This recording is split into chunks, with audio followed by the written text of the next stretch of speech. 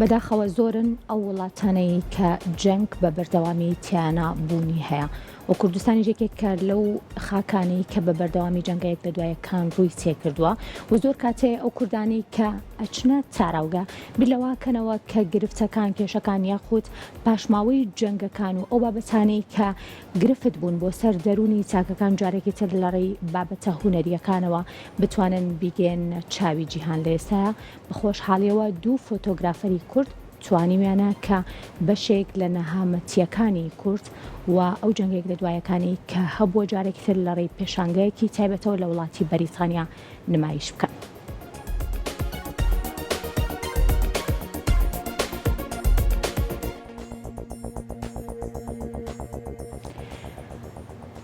لەکوێ دادەنیشی پرۆژەیەکی هونەری فۆتۆگرافیە و کاری دوو ڕۆژنامەنووسی کوردە و بە هاوکاری کلێر وەبستە دەرهێنەر لە ڕێکخراوی سکێمستۆن کە کاری لەسەر کراوە و هەروەها فیلمێکی دۆکومنتاری لەباری دوو چیرۆکی جەنگەوە بەرهەمهێنراوە.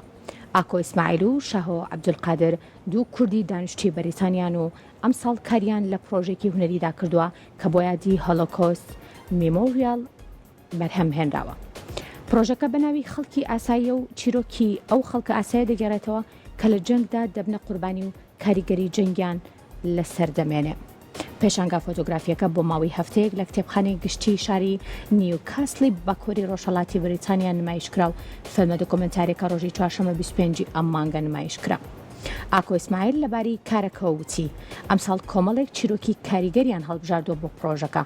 ئازارەکانی جەنگ و لێکەوتەکانی پەیوەندی بە هەموو چینەکانەوە هەیە. تەنانەت لە ڕۆژ ئاواش ئەم چیرۆکە تراژیدیان هەیە بۆیە بەگرنگ مازانی کار لەسەر ئەم بابەتە بکەین.